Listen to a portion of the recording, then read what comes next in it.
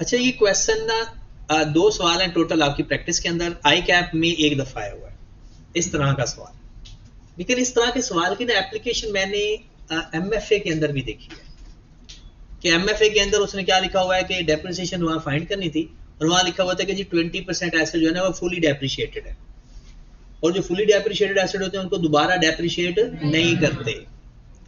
हाँ, इसमें कुछ लोगों ने बड़ी अच्छी प्रैक्टिस की है, यानी एक्सपेक्टेशन से भी बढ़ के, लेकिन ये है कि कुछ लोगों को एक जगह पर गलती के चांसेस होते हैं बस।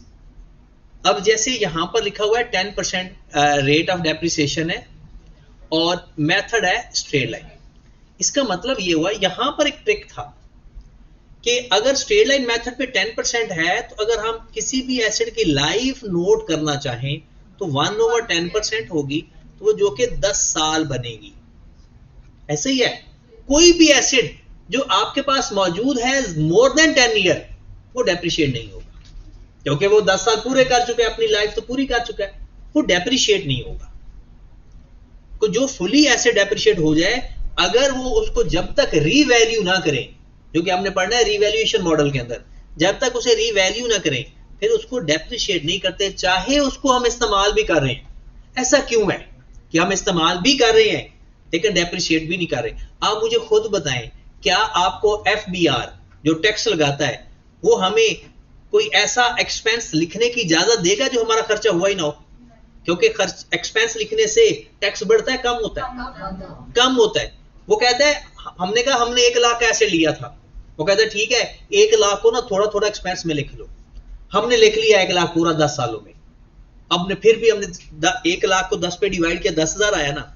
हमने हर साल 10,000 लिखते गए, तो 10 सालों में कितना एक्सपेंस लिखा जा चुका होगा? 1 लाख। हमने 11वें साल भी 10,000 लिख दिया, हमारा तो एक्सपेंस हुआ ही 1 लाख था। तो क्या हम जितना हमारा एक्सपेंस हुआ ही ना हो तो क्या हमारा उससे ज्यादा लिखने की परमिशन है?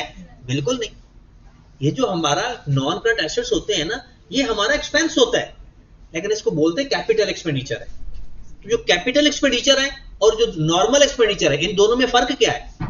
जो नॉर्मल एक्सपेंडिचर होता है ना वो जैसे इनकर्ड होता है ना वैसे ही एक्सपेंस में लिखते हैं उसी साल, और जो कैपिटल एक्सपेंडिचर होता है वो साथ साथ नहीं होता बल्कि ओवर द यूजफुल लाइफ, और बाकी हर किसी की अपनी अपनी नेचर होती है। बात समझ लगी? अब वो कहता है कि अगर ऐसा है तो कहता है कि हुआ ये कि 31 दिसंबर 2002 को आफ्टर राइटिंग ऑफ डेप्रिसिएशन आपके पास ये वैल्यू पड़ी हुई है। जब आपने डेप्रिसिएशन राइट ऑफ कर दी तो ये बुक वैल्यू है या कॉस्ट है? ये हमारी बुक वैल्यू हो गई। क्या होगी? Book value.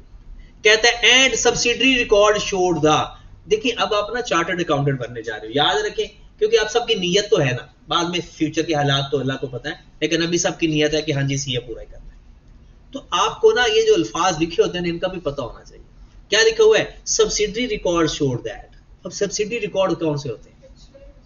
पिछले। और सब्सिडरी रिकॉर्ड का मतलब समझिए। देखिए, आप लोगों ने पीआरसी के अंदर एक कॉन्सेप्ट पढ़ा था, कंट्रोल अकाउंट पढ़ा था। क्या मतलब होता है उसका?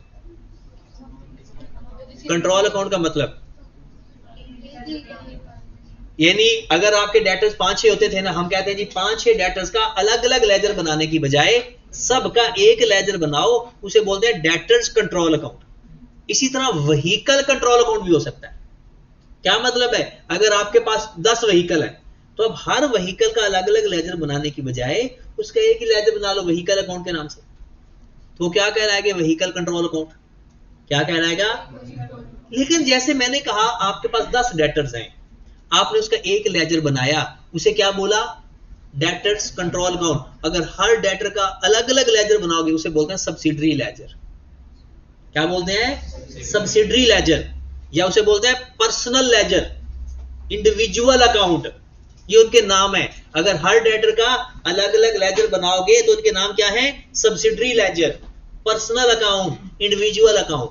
बट अगर उन सारे डेटर्स का एक ही लेजर बना दो डेटर्स अकाउंट के नाम से तो उसे क्या बोलेंगे? Debtors control account. बिल्कुल ऐसे हर जगह ऐसे होता है।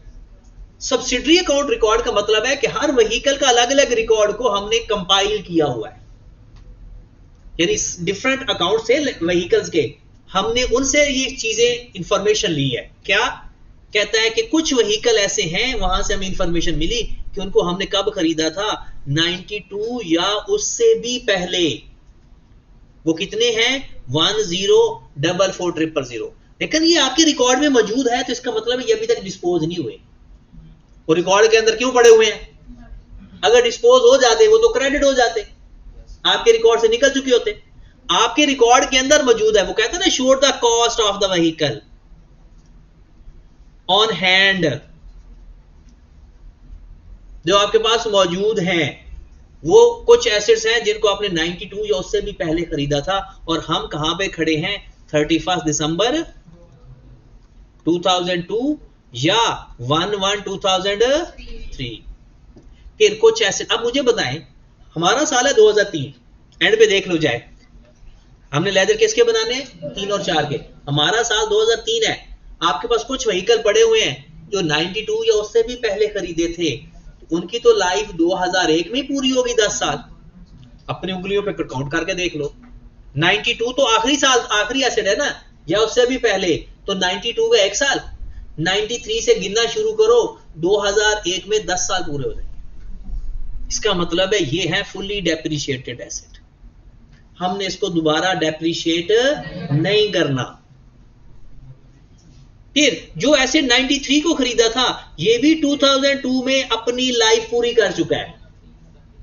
अब काउंट करके देख लो, 10 साल 2002 में पूरे हो गए, लेकिन हम तो खड़े हैं 2003 में, तो ये भी फुल्ली डेप्रिशिएटेड एसेट है। ये जो 94 में खरीदा था, इसके अभी 9 साल हुए हैं, मतलब 2003 में ये डेप्रिशिएट होगा, अगर ये 2004 में ये भी डेप्रिशिएट। वो भी बड़ा चालाक है आई कैप, उसने दोनों सालों का पूछा है कि एक दफा गलती से बचता है तो अगली दफा कर ले, उसके बाद 95 या उसके बाद, ये तो फिर अभी 95 और उसके बाद, तो ये हमारे अभी एसेट मौजूद हैं और डेप्रिशिएट भी होंगे।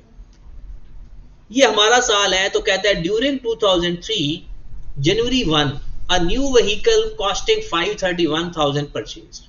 आपने 5,31,000 का एक एसेट खरीदा, और and a vehicle which had cost 99,000 in the year 91 was sold on 31 March 2003 as a scrap for B6300।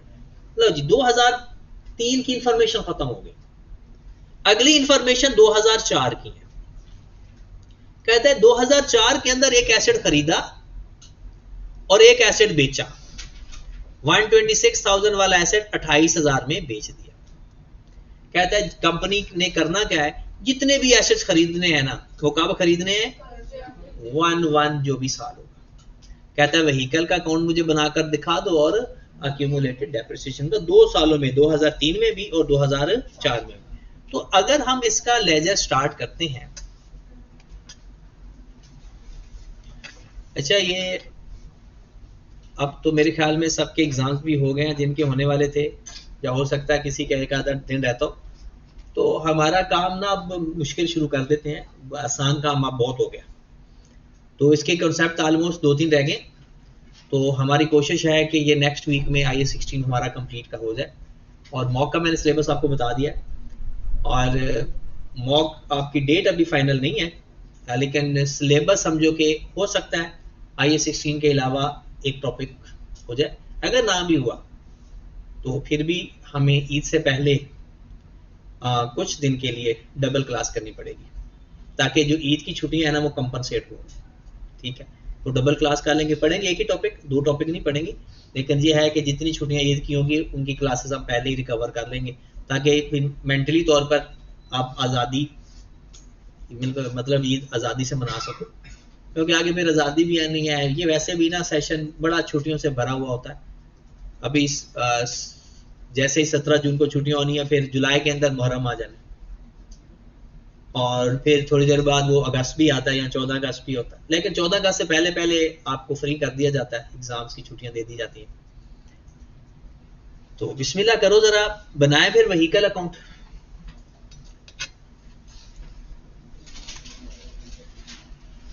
अपना सॉल्यूशन सामने रखो, इधर रखो, इधर ही रखो, इधर रखो। सवाल कर लेना तो फिर।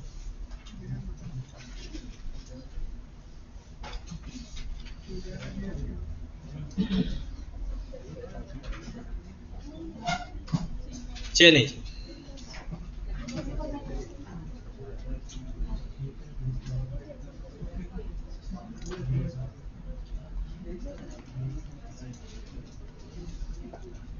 सवाल तो आप सबने पढ़ लिया है ना, व्हीकल अकाउंट।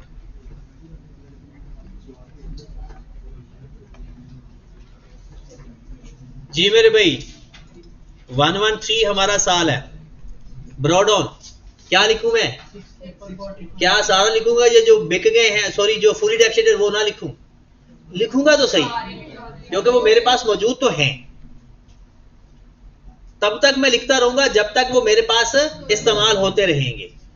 हाँ, रिमूव कब करते हैं? जब मुझसे चले जाए या उनका बेनिफिट आना बंद हो जाए। वो हम बाद में एक दिन थ्योरी का पढ़ेंगे। तो हमारे पास ब्रॉड ऑन आ गया 6,444,000। 2003 में 113 को एक एसेट खरीदा भी सही 531,000, बेचा भी 31 मार्च 2003 को डिस्पोजल किया। अब 99,000 का उसने कुछ की कॉस्ट बताई हुई है। 2003 में और कोई काम नहीं किया, एक एसेट खरीदा और एक बेचा, तो इसको क्लोज कर दो। कितना आ गया टोटल? 6,975,000। फिर यहां पर भी आ जाएगा 6,975,000। यहां पर आ जाएगा 6,87,000। ये हमारा कैरी डाउन। हम आगे चले गए 114 पे, ब्रॉड ऑन 6,87,6,000। देखो ये अप्रोच होती है कि जो जो होता जा रहा है ना वो करो, जो जो होता जा रहा है वो कर लो। अब क्या करेंगे? एडिशन और डिस्पोजल। फिर 114 को, हर एसेट हमने खरीदा कब था? 11 को 324,000, और एक एसेट बेचा है। डेट क्या बेचने की? 30th अक्टूबर 2004 डिस्पोजल, और उसकी कॉस्ट है 120। टोटल कितना आ गया? 100,000। 100,000। और कैरी डाउन कितना आ गया? 70। मेरे ख्याल में इसके तो फ्री के नंबर थे। अगर पेपर में ये सवाल जो पेपर में आया हुआ है, इसका 2 नंबर थे, 4 नंबर थे, 3 नंबर था, 1 नंबर था, जो भी था फ्री के नंबर थे। बस आपने उसको बनाना। असल वर्किंग तो किसकी है? डेप्रिसिएशन की, अक्यूमुलेटेड डेप्रिसिएशन की। तो अब हम बनाते हैं अक्यूमुलेटेड डेप्रिसिएशन का लेजर।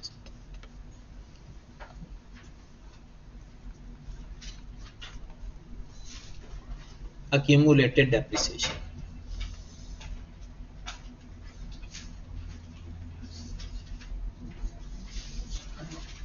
आपके पास अक्यूमुलेटेड डेप्रिसिएशन नहीं है।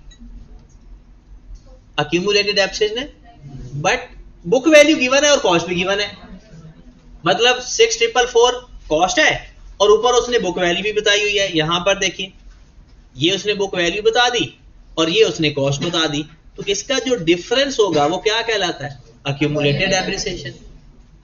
मतलब बुक वैल्यू और कॉस्ट जब दे दी जाए तो उसको जो माइनस करके लिखेंगे वो क्या होता है? अक्यूमुलेटेड। तो करो जरा माइनस इसको। 113 ब्रॉड ऑन 29, ये हमारे पास ब्रॉड ऑन आ गया। उसके बाद 31 दिसंबर 3 डेप्रिसिएशन आएगी, वर्किंग नंबर 1। और 31 जनवरी 2003 डिस्पोजल, 31 मार्च डिस्पोजल। अच्छा, ये 99,000 मैंने डायरेक्टली लिख दिया। ये वो एसेट है जो फुली डेप्रिशिएटेड है, और फुली डेप्रिशिएटेड एसेट का मतलब ही क्या है कि जितने का था सारा डेप्रिशिएट हो गया। एक सूरत में ये वैल्यू एक जैसी नहीं आती, भला कब? जब सवाल के अंदर रेजिडुअल वैल्यू की बात, क्योंकि रेजिडुअल वैल्यू अगर मैं कहता हूं सपोज मेरे पास एक एसेट 100 का था, उसमें 20 रेजिडुअल वैल्यू थी, तो तब उसकी एक्यूमुलेटेड डेप्रिसिएशन 80 होती, क्योंकि हमने डेप्रिशिएट किया ही 80 को है। तो एक्यूमुलेटेड डेप्रिसिएशन एक फुली डेप्रिशिएटेड एसेट्स की कौन सी वैल्यू होती है? उसकी कॉस्ट, या कह लो उसकी डेप्रिशिएबल अमाउंट, उसकी कॉस्ट या उसकी depreciable amount. Got it?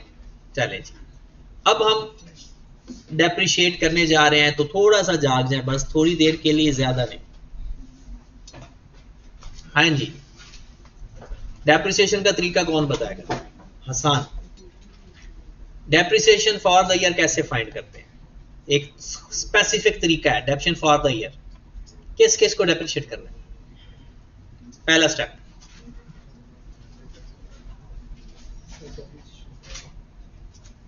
Depreciation for the year find करने के लिए हमने 3 स्टेप पढ़े हुए, वो कौन कौन से?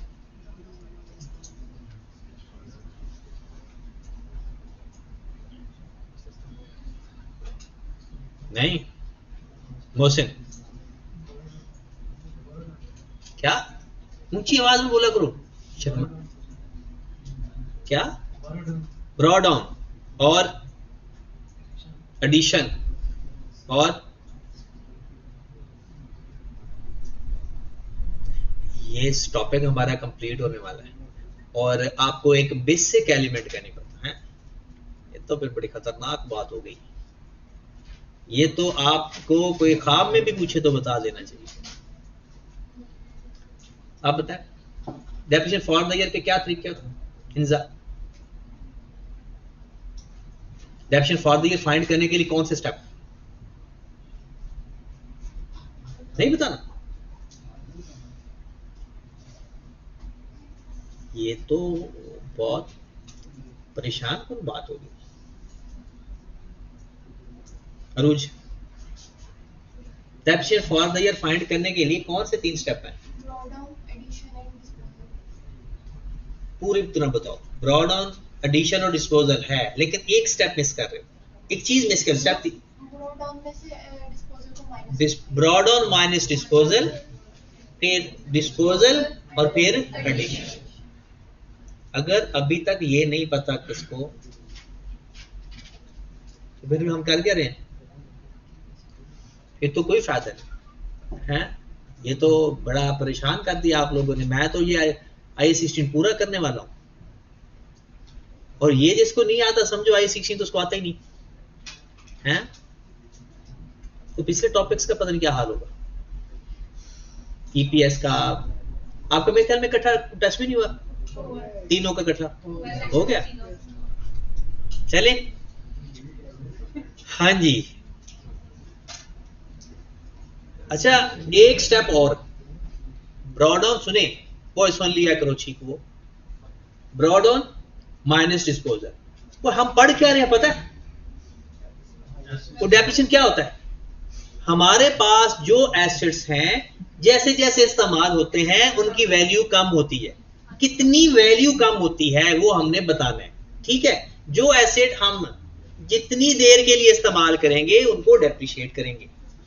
एक चीज आपके पास इवन के सेल फोन है, आपकी घड़ी है, समझो ना, बड़े एसेट के बारे में सोचो, आपके घर में गाड़ी है, जो भी है, एक साल 12 महीनों में कितने टाइम आपके पास अवेलेबल रही, उतने टाइम की डेप्रिसिएशन लेते हैं। अगर कोई एसेट आपने पूरा साल इस्तेमाल नहीं किया, 2 टाइम ऐसे होते हैं जब पूरा साल इस्तेमाल नहीं होता, पॉसिबल है 2। एक, जब खरीदने वाला साल, हो सकता है आपने साल के शुरू में ना खरीदा हो, दरमियान में किसी डेट को खरीदा हो, तो फिर जितना टाइम आपके पास रहा उतने टाइम के लिए। और हो सकता है बेचते वक्त आपने साल खत्म ना किया हो, पहले बेच दिया हो। तो ये चीज तो डेप्रिसिएशन फॉर द ईयर भाई साहब आप लोगों को तो ये फिंगर टिप्स सबसे बेसिक एलिमेंट ये है। बाद में तो इतने बड़े बड़े मैंने कॉन्सेप्ट पढ़ा दिए। एक्सचेंज का कॉन्सेप्ट हमारा हो गया, सब्सिक्वेंट एक्सपेंडिचर का कॉन्सेप्ट हमारा हो गया, ट्रेडिंग स्टॉक वाला हमारा कॉन्सेप्ट हो गया, सिग्निफिकेंट पार्ट्स वाला हमारा कॉन्सेप्ट हो गया। तो उनका क्या हालात होंगे? मतलब ये तो हर सवाल के अंदर होता है। तो इतने सवाल हमने बेसिक सवाल किए थे मेरे ख्याल में कोई 15-20 सवाल थे, वो हमने किए। फिर उसके बाद आपके ये सवाल हो रहे, तो मुझे लगता है कि मुझे डेली बेस पे अब सबका ही होमवर्क चेक करना पड़ेगा। इसका यही हाल है, रैंडम बेस पे नहीं, अब डेली बेस पे। तो बस ये किया करो कि या तो काम करके आया करो, या फिर आपको पता ही है, दोनों में से जो आपका दिल करे। मैं दूसरे वाले चीज को पसंद करूंगा, मैं तो यही कहूंगा कि आप काम ना करके आओ। हाँ, बस ये है कि जब आप घर से निकलने लगो ना, तो अपना बैग चेक करना, क्या आपका होमवर्क किया हुआ है। नहीं तो घर वालों को कहो कि हमें ना थोड़े से एडिशनल पैसे दे, उनको बताओ कि हम काम करके नहीं जा रहे, ठीक है ना। तो फिर मैं आपके हालात चेक करूंगा, उनको बताओ कि हम काम नहीं करते। हाँ जी, डेप्रिसिएशन फॉर द ईयर में सबसे पहला स्टेप होता है ब्रॉ डाउन माइनस डिस्पोजल। और अब एक नई चीज आने लगी है कि अगर कोई एसेट आपके पास ब्रॉ डाउन के अंदर मौजूद है बट फुली डेप्रिशिएटेड है, उसको भी दोबारा डेप्रिशिएट नहीं करते। अब जाग जाना 5-10 मिनट की। ब्रॉ डाउन आप देखो, आपके पास एसेट्स पड़े हुए हैं, जो आपके पास ब्रॉ डाउन पड़ा हुआ है वो 6,444,000 है। इनमें बहुत सारे एसेट्स हैं जो फुली डेप्रिशिएट हो गए हैं। अगर मैं इस पर डायरेक्ट रेट अप्लाई कर दूं तो इसके अंदर तो वो एसेट भी डेप्रिशिएट हो जाएंगे जो फुली डेप्रिशिएटेड है। वो हैं कौन से, यहां पर हैं ये जो 92 और 93 वाले 2003 से पहले ही 10 साल इनके पूरे हो गए थे। काउंट करके देख लो, 92 भी ऐड करना है तो 92 से लेकर 2001 तक जाओ, 10 साल पूरे। 93 का 2002 तक जाओ, 10 साल पूरे। इसका मतलब है ये वाला एसेट भी डेप्रिशिएट नहीं होगा, ये वाला एसेट भी डेप्रिशिएट। या तो आप ऐसे करो कि इन सब तीनों को प्लस करके ये वाले इनको डेप्रिशिएट कर लो, या ऐसा करो कि अगर आपने पूरा लिख लिया ना तो उसमें से माइनस कर दो 10,44,000 वाले भी, माइनस कर दो 558,000 वाले भी। ये कौन से एसेट्स हैं, ये वो एसेट्स हैं जो फुली डेप्रिशिएट हो चुके हैं। मैंने अलग क्यों किए, स्टैंडर्ड कहता है कि जो फुली डेप्रिशिएट एसेट हो जाए उनको दोबारा डेप्रिशिएट नहीं करना। और ये काम सिर्फ स्ट्रेट लाइन मेथड में होता है। WDV मेथड के अंदर तो हम लेते ही बुक वैल्यू है, और फुली डेप्रिशिएट एसेट की बुक वैल्यू वहां खत्म हो चुकी होती है। तो ये सिर्फ स्ट्रेट लाइन मेथड के अंदर ऐसा होता है, WDV मेथड के अंदर ऐसा होता ही नहीं है। माइनस करते हैं अगर कोई एसेट बेचा तो। अब सुनिएगा, कुछ लोग माइनस कर देते हैं 99,000 क्योंकि इस साल हमने एसेट बेचा भी है। कुछ लोग ये भी माइनस करते हैं, ये भी माइनस करते हैं, और 99,000 भी माइनस करते हैं। थोड़ा सा होश के नाखन लो, करना क्या है हमने। इस 1044 के अंदर 99,000 शामिल है। ये वो एसेट्स हैं जो 92 या अर्लियर वाले सारे,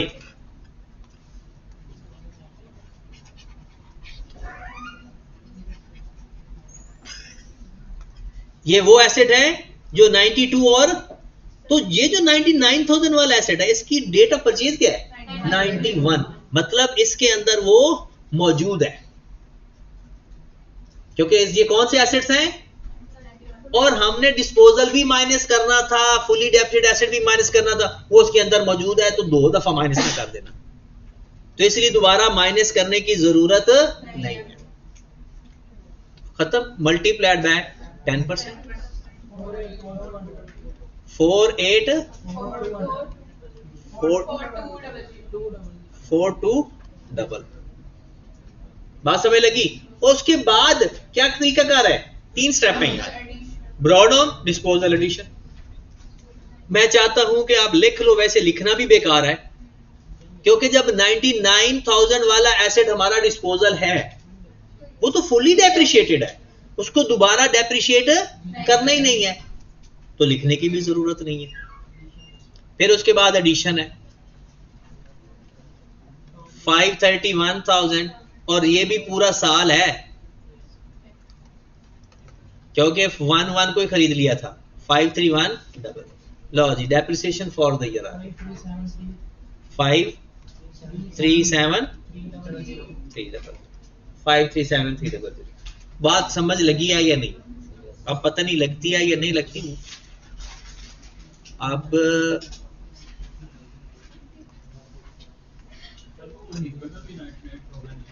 जी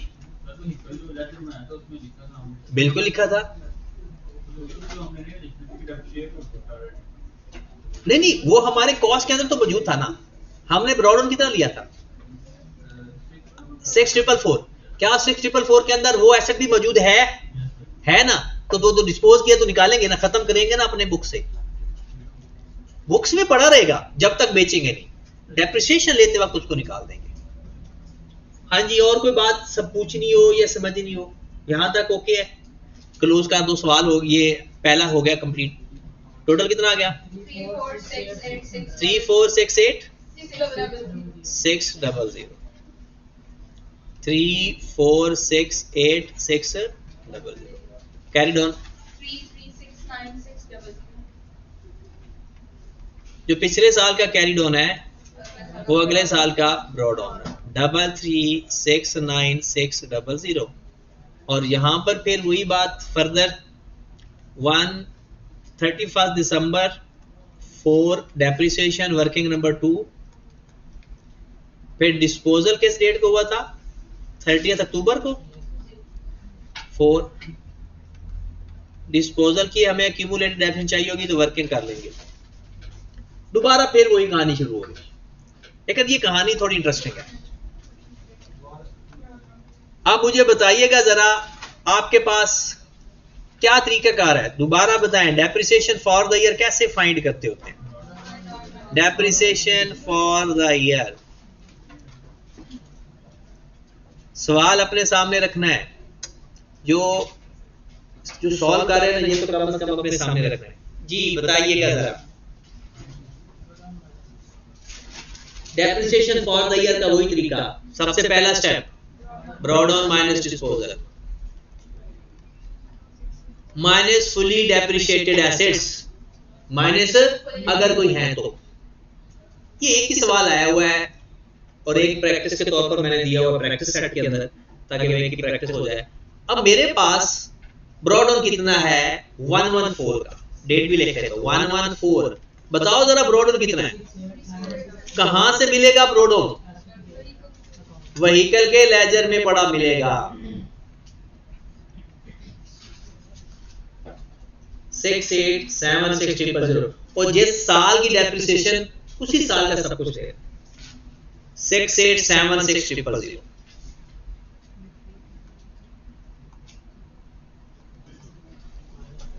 68760 minus fully depreciated assets minus fully depreciated asset. ओ भाई साहब अब ये एसेट भी फुली डेप्रिशिएट हो गया है, अब 306 भी फुली डेप्रिशिएट हो गया, अब ये भी डेप्रिशिएट ही होगा। अब 94 को गिने तो सही, 2003 में इसका टाइम पूरा हो गया, 10 साल पूरे हो गए, तो अब ये दोबारा डेप्रिशिएट नहीं होगा।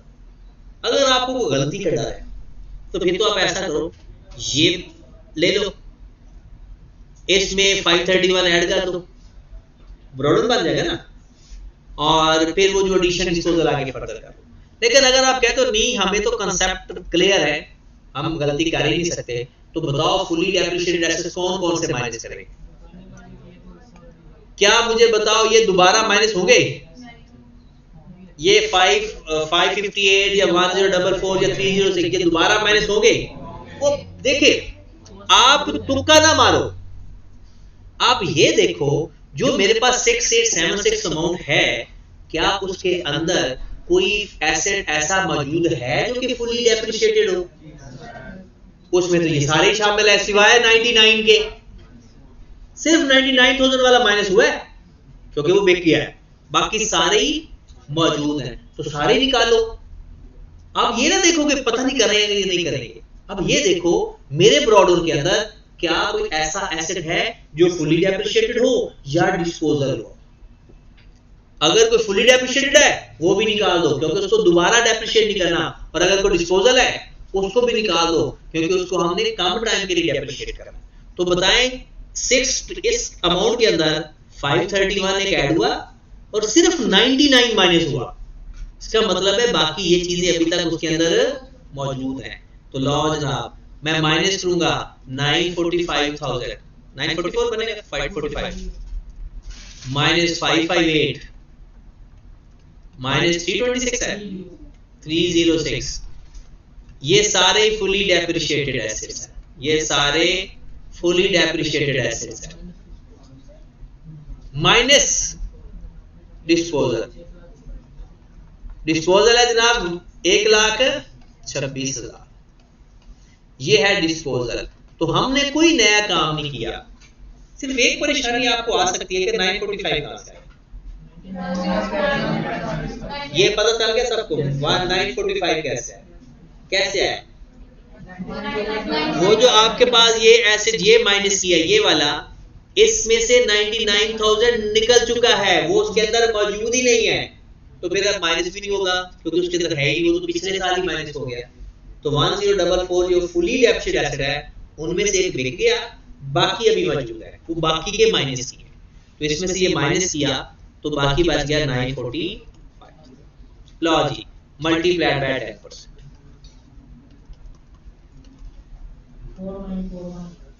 4941।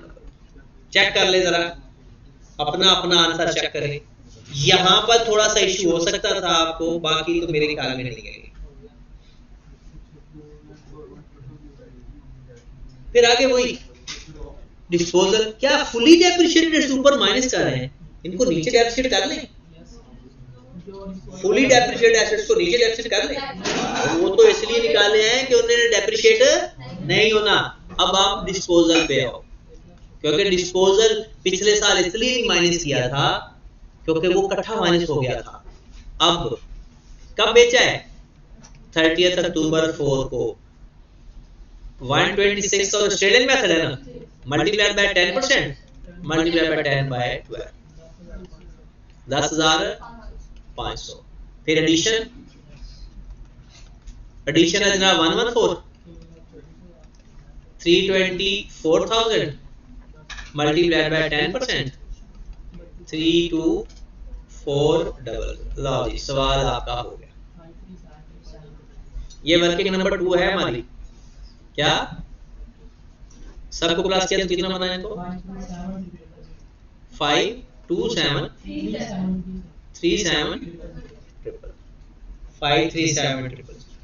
बात समझ लगी।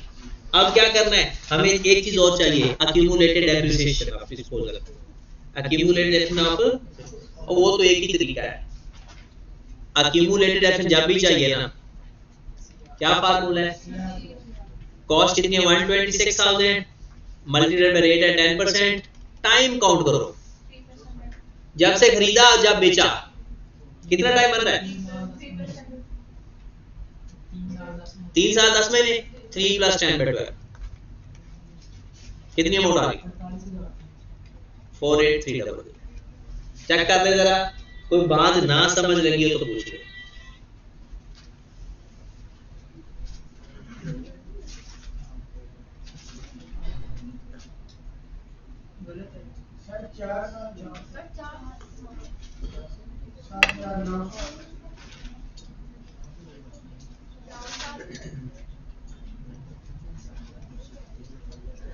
अगर 4 साल बन जाए तो उसकी वैल्यू बताओ,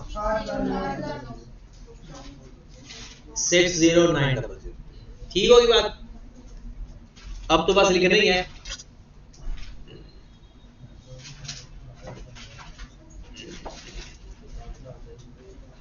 हाँ जी जनाब, डेप्रिसिएशन फॉर द ईयर कितनी फाइंड की आपने, बता दीजिएगा जरा। 537 और ये 609 क्लोज कर दें, टोटल कितना आ गया,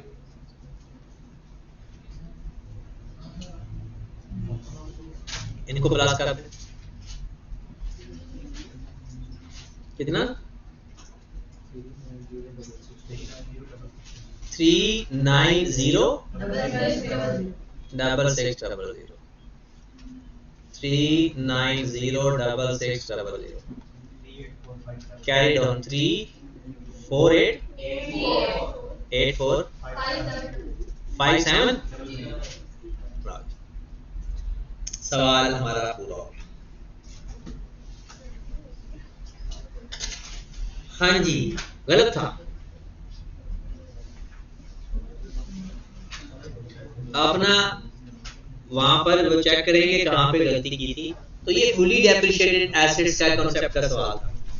अब हम आगे कॉन्सेप्ट पढ़ने जा रहे हैं, और ताकि आप लोगों का आने वाला टेस्ट अच्छा हो जाए।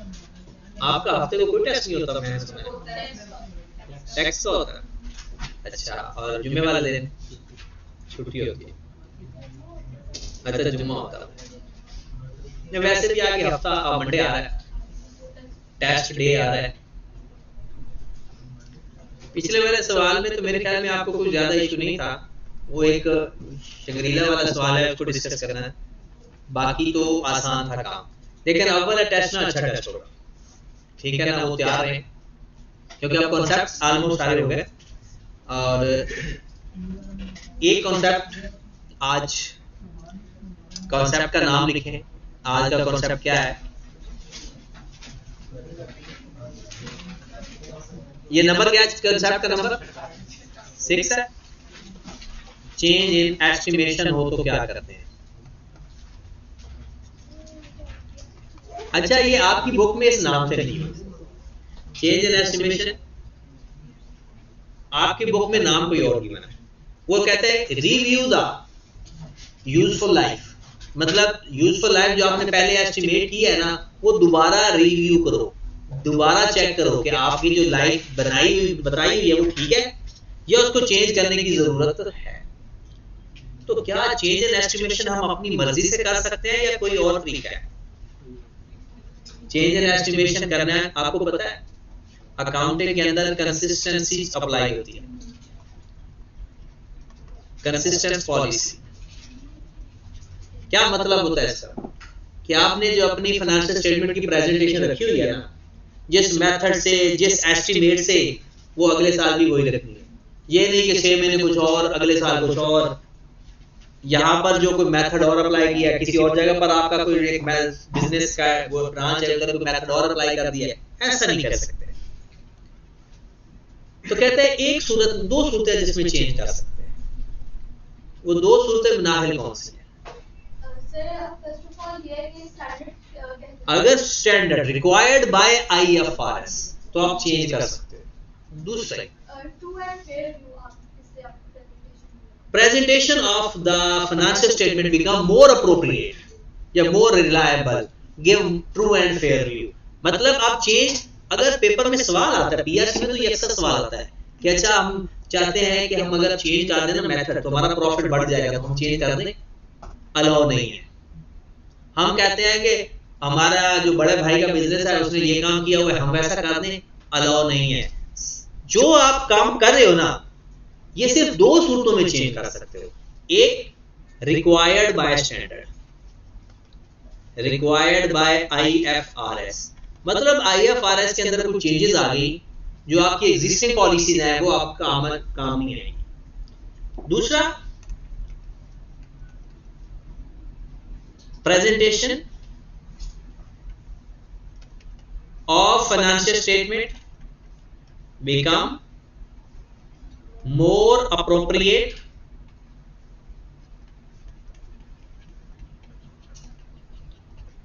due to change। तो आप चेंज अपने एस्टिमेशन को चेंज कर सकते हो, वरना नहीं। और हम ये अजम्पशन ले रहे हैं, आपको पता है पेपर में एक सवाल आ गया FL1 के अंदर। सवाल का अगर मैं स्ट्रक्चर वाला सवाल मैंने करवाना तो है, मैं अभी से स्ट्रक्चर बता रहा हूं। ये सवाल है जी। इस सवाल के अंदर 3 पॉइंट है। पहला पॉइंट यहां तक था, दूसरा पॉइंट ये था, और तीसरा पॉइंट ये था। इस सवाल को हमने हल करना था। बहुत सारे लोग इस सवाल में परेशानी का सबब बने, बहुत ज्यादा। क्या वजह थी? ये पहले पॉइंट की वजह से। और 2-2 पेज जवाब भी लिख कर आए। ये इस करंट अटेम्प्ट की बात नहीं कर रहा, उससे पिछले अटेम्प्ट की बात कर रहा। आपको पता है इसका जवाब क्या था? It is not required by IFRS। इतना जवाब था। मतलब वो जो पॉलिसी चेंज कर रहा था ना, वो IFRS रिक्वायर्ड ही नहीं करता, क्योंकि हम अपनी पॉलिसी चेंज कर सकते हैं दो सूरतों में। वो कौन सी दो सूरतें हैं फातिमा? एक रिक्वायर्ड बाय IFRS, अगर किसी चीज को स्टैंडर्ड मना कर दे तो वो हम काम नहीं कर सकते, और अगर या तो फिर प्रेजेंटेशन बिकम मोर अप्रोप्रिएट। हाँ, जिसको स्टैंडर्ड मना कर देना, जैसे आपको पता है इन्वेंट्री पड़ा हुआ है ना, उसके अंदर आपने एक FIFO पढ़ा, एक वेटेड एवरेज पढ़ा, पता है इससे पहले साथ एक LIFO भी होता था, लास्ट इन फर्स्ट आउट। अब स्टैंडर्ड ने कहा कि भाई साहब इसको छोड़ दो, खत्म कर दो, डिलीट कर दो फाइनेंशियल अकाउंटिंग से। लेकिन हम कहते हैं जनाब इससे हमारी फाइनेंशियल स्टेटमेंट मोर अप्रोप्रिएट है, तो फिर भी नहीं कर सकते, क्योंकि ये रिक्वायर्ड बाय स्टैंडर्ड ही नहीं है। अब चेंज कर सकते हो, FIFO से वेटेड एवरेज में जा सकते हो, वेटेड एवरेज से FIFO में जा सकते हो, लेकिन LIFO लगा ही नहीं सकते। तो उस सवाल के अंदर क्या बताया हुआ था कि कुछ ऐसी बातें बताई थी जो स्टैंडर्ड मना करता है। उसका जवाब सिर्फ इतना था, it is not required by IFRS, but उसकी वजह से बहुत सारे बच्चे 48, 45, 47 पे फेल हो। मतलब क्या होता है इसमें ना, वो आपके ना वो जो होता है ना जिसे हम कॉन्फिडेंस कहते हैं, उसका फुकदान होता है। ये कॉन्फिडेंस डेवलप कैसे होता है, कहां से आता है? इजी लोड होता है या कहीं से परचेज होता है। ये जो आप लोगों की क्लास में बैठने का एटीट्यूड होता है ना, यहां से कॉन्फिडेंस डेवलप। अब सुन क्या रहे हो, टीचर क्या बता रहा है? मतलब अगर आपको पता ही नहीं चल गया रहा है क्लास में, आप आते हो डेली चले जाते हो, क्या कर रहे हो अपने साथ? मतलब आपको इतने आप छोटे बच्चे हो यार, कमाल की बात है वैसे कि अगर आप लोग यहां पर आए हो, इतना सफर करके, गर्मी, पैसे लगाते हो, फीस देते हो, फिर भी आप लोग इधर ऐसे डम होकर बैठ जाओ, तो कितना जुल्म है अपने साथ। मैं हमेशा कहता हूं ये बिल्कुल ऐसे ही है, हम दुकान पे गए, पैसे दिए, भाग गए, हमने कुछ नहीं लेना भाई, पैसे आप दे चुके हो, अब खरीदने की बारी है।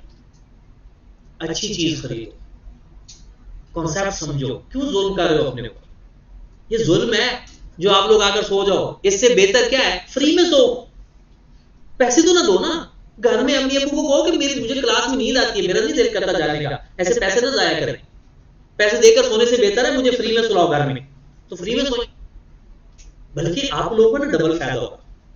एक फीस बचेगी, आपके माँ बाप जो काम कर रहे हैं उनका हाथ भी बढ़ जाएगा, और जो बेइज्जती होगी। अब तो कहते हैं जी सीए कर रहे हैं, आपकी अम्मा पूरे खानदान में बता चुकी हैं सीए हो रहा है जी मेरा बेटा, दुनिया की जो सबसे मुश्किल डिग्री है मेरा बच्चा कर रहा है, उल्लू का पट्टा इधर आकर सोया हुआ है। ये डिग्री ऐसी होती है? ये भाई थोड़ा सा अपने आप को ये तो देखो ना चल क्या रहा है, बाद में ना समझ लगना, चलो यहां पर मसला हो सकता है, लेकिन अपने आप को पीछे दिमागी तौर पर बंद कर देना, ये जुल्म है। इस चीज को इंप्रूव करो, वरना आपको पता है सीए का अभी रिजल्ट आया है, 27% रिजल्ट था FR1 का, तो वो किधर है वो सारे के सारे, वो जो 63% हो गए 73%, 73% बच्चा फेल हुआ, वो कौन है? अब लोग कहते हैं कि जनाब बड़ी मेहनत की है, भाई मेहनत इसे नहीं कहते कि एंड पे आप पर पूरी रात पढ़ लो, वो मेहनत कहते हैं जो क्लास में बैठ के अपने साथ जंग करना। नींद आ रही है, आप अपने आप की नींद खत्म करने की कोशिश कर रहे हो, क्लास में क्या चल रहा है, सीख क्या रहे हो। अब तो मैंने आप लोगों ने कॉन्सेप्ट का नंबर लिखवाना शुरू कर दिया कि आपको पता हो बाद में, अच्छा मुझे नंबर 1 भी आता है, 2 भी आता है, 3 भी आता है, इसमें मसला है।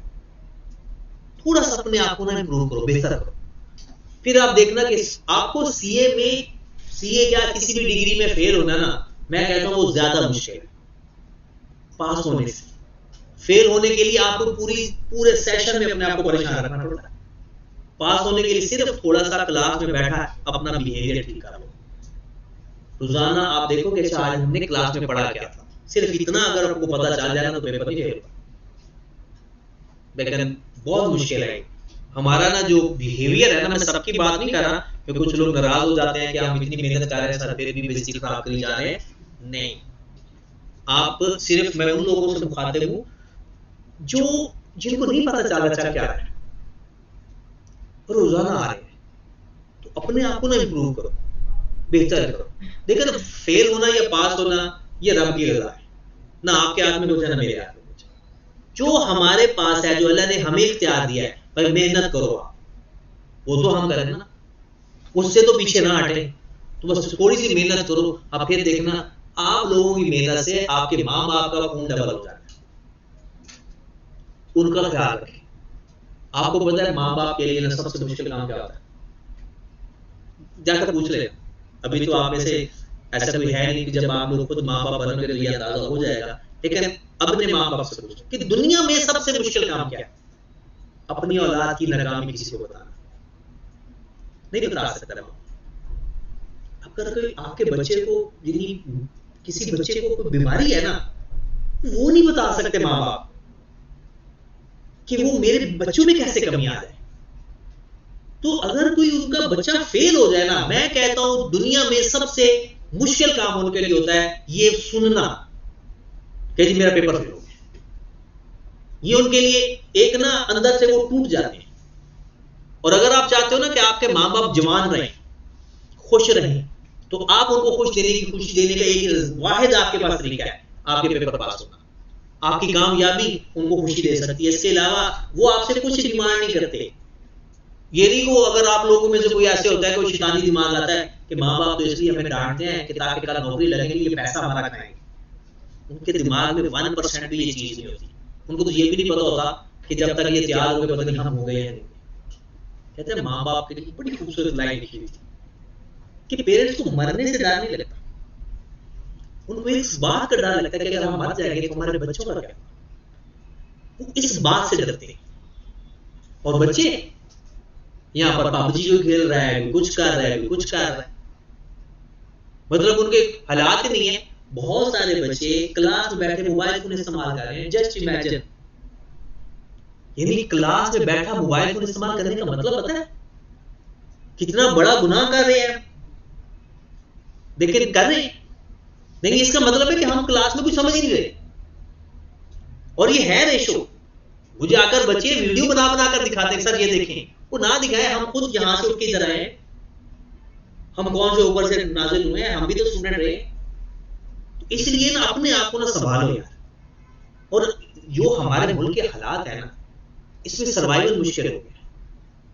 मतलब जिस तरह से महंगाई बढ़ गई है, पता नहीं कैसे वो फीस पूरी करते हैं हमारे, पता नहीं वो कौन कौन सी अपनी जरूरियात और अपनी ख्वाहिशात खत्म करके वो हमारी फीसें जमा करवाते हैं।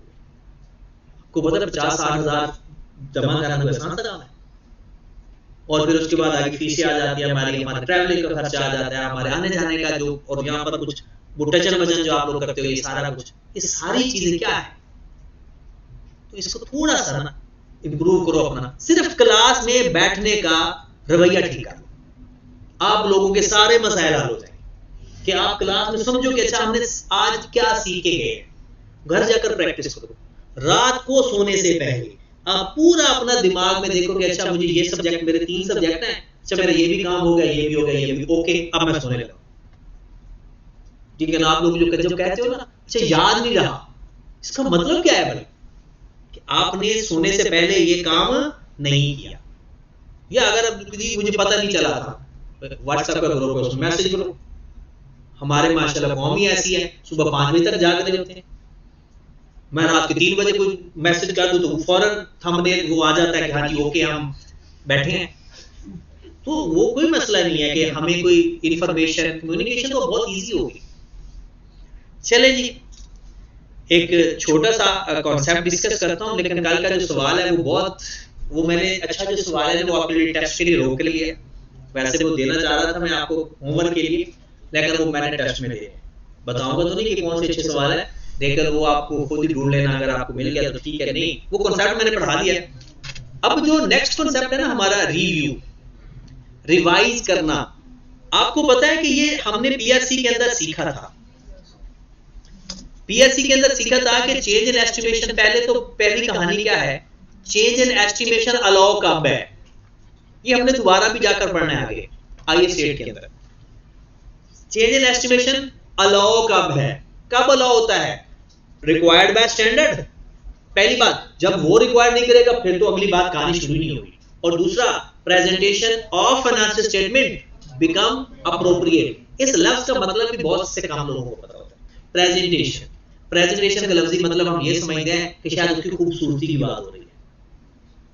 कि अच्छा प्रेजेंट किया हुआ, नहीं, प्रेजेंटेशन का मतलब अच्छा ओरिजिनल मतलब ये है जो स्टैंडर्ड ने बताया है वैसे वैसे चीजें लिखना, जैसे जैसे स्टैंडर्ड ने बताया है वैसे वैसे लिखना।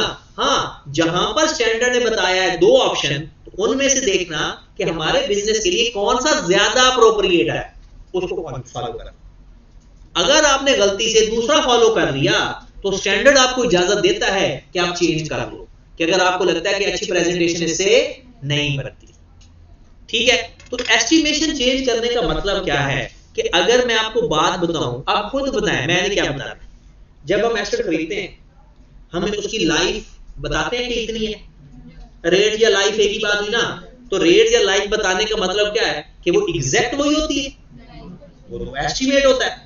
तो अगर आपने देखा कि आपने एक गाड़ी खरीदी, आपने कहा ये 10 साल चल जाएगी, वो आपके हाथ में लग गई, 2 साल बाद पता चला कि ये 5 साल चल सकेगी आगे। मतलब पहले जब ओरिजिनल गाड़ी 10 साल था, फिर 2 साल बाद पता चला कि ये 10 साल की कैपेसिटी नहीं है, फिर तो अगले 3 सालों में खत्म हो जाएगी। तो वो कहता है कि अगर आपने पहले अंदाजा लगाया था 10 साल का, बाद में अगर आपको पता चलता है कि नहीं वो जो आपका एस्टिमेट था वो सही नहीं था, तो आप चेंज कर दो, स्टैंडर्ड इजाजत देता है। फिर उसकी काउंटिंग कैसे करनी है वो भी बात करते हैं। फिर दूसरा, एक आप लोग रेजिडुअल वैल्यू करते हो, क्या होती है रेजिडुअल वैल्यू? एस्टिमेट के वो वैल्यू के जो एक एसेट जब खत्म हो जाएगा तो कितने का बिक जाएगा, तो क्या वो एग्जैक्ट अमाउंट हमें पता होती है? वो भी एस्टिमेट होता है। तो आप स्क्रैप वैल्यू चेंज होती है या लाइफ चेंज होती है या मेथड ऑफ डेप्रिसिएशन चेंज होता है, यहां पर एक मसला है। मेथड का लफ्ज जो होता है ना वो इस्तेमाल होता है अकाउंटिंग पॉलिसीज के लिए, लेकिन मेथड ऑफ डेप्रिसिएशन चेंज करना होता है एस्टिमेट है, लेकिन वो फिर मेथड का लफ्ज इस्तेमाल नहीं करता। वो क्या इस्तेमाल करता है? वो कहता है change in the use of asset या pattern of use. Pattern of use का मतलब क्या होता है कि जैसे हम पहले सोचते थे कि हमारा एसेट ना सिस्टमैटिकली एक जैसा ही इस्तेमाल हो रहा है, तो हम स्ट्रेट लाइन इस्तेमाल करते थे, लेकिन अब पता चला जैसे जैसे इसकी लाइन गुजरती जा रही है वैसे वैसे इसका बेनिफिट कम होता जा रहा है। तो फिर अगर बेनिफिट कम होता जा रहा है तो कहता है स्ट्रेट लाइन मेथड अच्छा नहीं है, तो कौन सा लगा लो? WDV। फिर हमने एक मशीन खरीदी, हमने कहा जी WDV मेथड से करेंगे, बाद में पता चला कि WDV में सही दे रहा है ये रिजल्ट, इसके ऊपर तो यूजेज मेथड सही था। तो इसे क्या कहते हैं? Pattern of use, change in pattern of use. तो चेंज इन एस्टिमेशन में भी एक तो होता है चेंज इन यूजफुल लाइफ, फिर चेंज इन रेजिडुअल वैल्यू,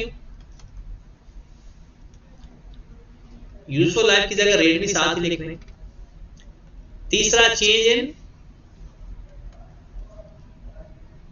यहां पर आप लिख लो अपने लिए method of depreciation, method of depreciation. लेकिन ये मेथड ऑफ डेप्रिसिएशन आपको किसी स्टैंडर्ड में ये लाइन नहीं मिलेगी।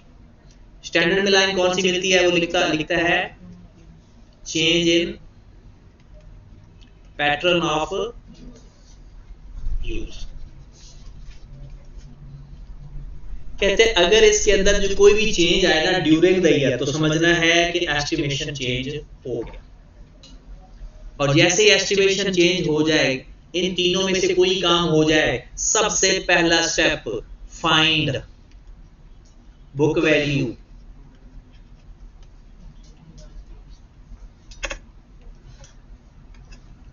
मैं थोड़ा आसान तरीके में लिखवा देता हूं। बुक वैल्यू ये सवाल हल करने के लिए ऑफ लास्ट ईयर, या book value start of current year. वो एक ही बात हो गई ना, पिछले साल की बुक वैल्यू फाइंड कर लो, ये साल के शुरू की बुक वैल्यू फाइंड कर लो, एक ही बात। ठीक है, उसके बाद दूसरा स्टेप अप्लाई द चेंज। जो भी चेंज आया है वो अप्लाई कर दो। मैं आपको आसान अल्फाज में बताने लगा हूं। चेंज इन एस्टिमेशन में सिंपल ये रखना, जिस साल चेंज इन एस्टिमेशन आए डेप्रिसिएशन चेंज अप्लाई करके लेंगे, बस। क्या? जब जिस दिन, जिस साल भी जिस डेट को मर्जी चेंज आए, डेप्रिसिएशन तो हमने लेनी है ना, तो डेप्रिसिएशन कब लेनी है? चेंज अप्लाई करके। चेंज अप्लाई कैसे करते हैं? पहले बुक वैल्यू फाइंड कर, बुक वैल्यू फाइंड करके समझो कि अब ये नई कॉस्ट है और उसके ऊपर जो नया मेथड है तो नया मेथड लगा दो। लाइफ चेंज किया है तो नई लाइफ ले लो, रेजिडुअल वैल्यू चेंज किया है तो नई रेजिडुअल वैल्यू ले लो। ठीक होगी बात? तो इसका सवाल हम कल करेंगे इसी, तो अब भी साल के शुरू। मैं कहता हूं जिस डेट को मर्जी चेंज हो, आपने बुक वैल्यू कब की लेनी है?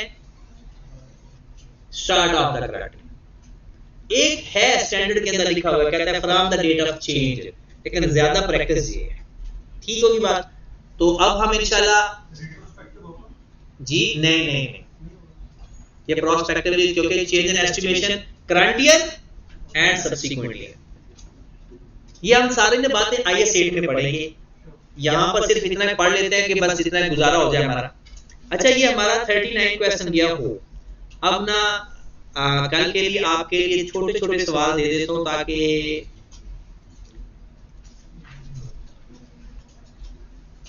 आपका काम हो जाए।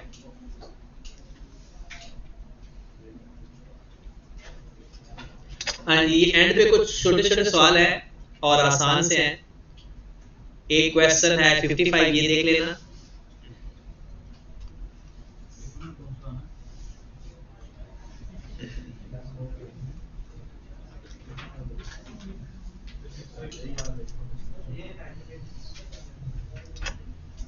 बाकी है जनाब, ये तो मैं कल कर दिया था कॉस्ट वाला। एक और छोटा सा सवाल है,